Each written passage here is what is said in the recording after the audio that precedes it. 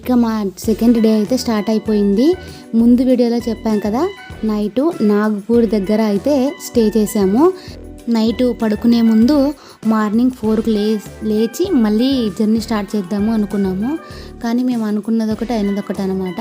ఆ చలికి అస్సలు లేవలేకపోయామండి. అసలు ఎంత చలి అంటే చాలా టూ మచ్ అనమాట. ఇంకా ఏం చేస్తాం, ఇంకా సరేలే అని చెప్పి మళ్ళీ పడుకున్నాం అనమాట కాసేపు. ఇంకా 5:30, 6 టైంలో అయితే లేచాము అందరము. లేచి ఇంకా మళ్ళీ మా డేని అయితే స్టార్ట్ చేసాము. మన సైడ్ మరి ఇంత చలి లేదబ్బా. ఇంకా అక్కడ మాటలో చెప్పలేనండి నేను ఆ చలి గురించి. అసలు ఇట్లా వణికిపోతున్నాం అన్నమాట మేమైతే. అంత టూ మచ్ చలి అండి బాబు. ఇలాంటి చలిలో అక్కడి వాళ్ళు డైలీ ఎలా ఉండగలుగుతున్నారో అని ఒక్క నిమిషం ఆలోచన వచ్చింది నాకైతే.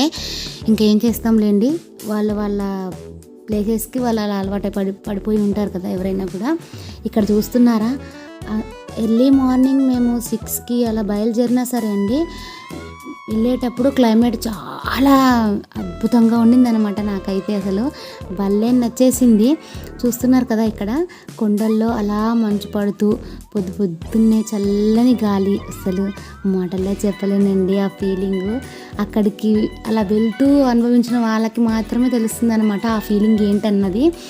నేను చెప్తే మీకు మరీ టూ మచ్ అనిపించవచ్చు, కానీ నిజమండి అసలు భలే నచ్చింది నాకైతే జర్నీ. కొంచెం చలి ఎక్కువ అవ్వటం తప్ప ఇంకా మిగతాదంతా చాలా చాలా నచ్చేసింది అన్నమాట నాకైతే మా జర్నీ అన్నది. ఇంకా అలా వెళ్తూ ఒక చోట 9కి అయితే అలా కారు పక్కకు పెట్టేసి ఇంకా మళ్ళీ కాఫీ అయితే తాగామన్నమాట ఫ్రెష్ అయ్యి. ఇంకా మళ్ళీ అక్కడి నుంచి స్టార్ట్ అయిపోయి ఇంకాస్త ముందుకెళ్ళిన తర్వాత 10కి అలా ఇంకా టిఫిన్ అయితే చేసేసాము. మేము ముందు తీసుకెళ్ళిన చపాతీ అవి అలాగే ఉన్నాయి, ఇంకా వాటిని టిఫిన్ కోసం అయితే యూజ్ చేసుకున్నాం అన్నమాట. ఇంకా తర్వాత ఆఫ్టర్నూన్ అండి, ఇక్కడ చూపిస్తున్నాను కదా వీడియోలో, ఇక్కడైతే ఆగామన్నమాట మేము భోజనం చేయడానికని. అసలు భోజనం ఉందండి, అది దాన్ని భోజనం అనాలో మరి ఇంకేమనాలో నాకైతే అస్సలు అర్థం కాలేదన్నమాట. ఎందుకంటే అంత వరస్ట్గా ఉంది. మళ్ళీ అమౌంట్ చూస్తారా, ఇంకా చాలా హై ఉందన్నమాట. ఒక్క రైస్ తీసుకుంటే అంటే సింగిల్ బౌల్ ఒక రైస్ 100 రూపీస్ అనమాట. చిన్నపిల్లలు తింటారు కదా మన సైడు, అంత పెడతారండి ఒక చిన్న బౌల్లో రైసు. ఇంకా ఒక చపాతీ, ఒక కర్రీ, ఒక పప్పు, ఇంత దానికే మనకు 170 రూపీస్ అయితే ఛార్జ్ చేస్తారు. అది టేస్టీగా ఉంటుందా అంటే అస్సలు ఉండదు.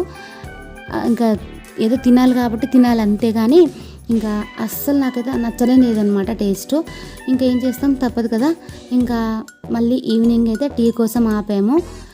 ఎక్కడికి వెళ్ళినా సరే అండి, నాకు time to time tea coffee తాగకపోతే నా రోజు అన్నది అస్సలు గడవదన్నమాట. మీకు అంతేనా?